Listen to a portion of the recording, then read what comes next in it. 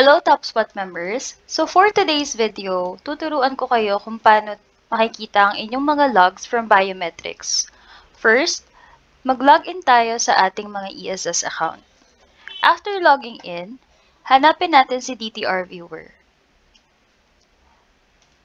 After clicking the DTR Viewer, iselect natin yung ating date o yung cut-off na gusto nating makita.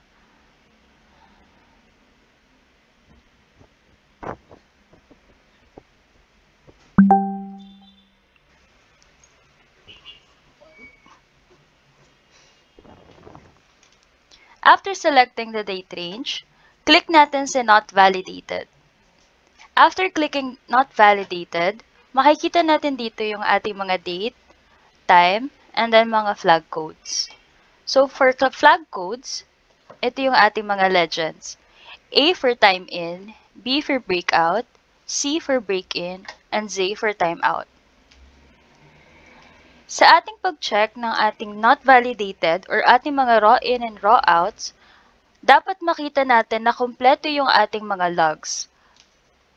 Make sure lang na tama yung ating mga function keys na pinipindot sa ating mga biometrics, and then dapat tugma siya sa lalabas na flag codes dito sa ating DTR viewer.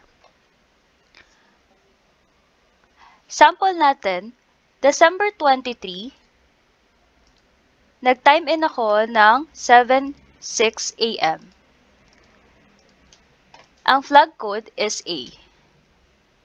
And then same date, December 23, nag-time out ako ng 6:42. Ang lalabas dapat na flag code is Z.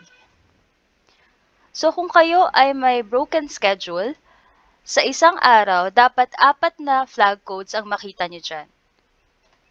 A, B, C, and Z.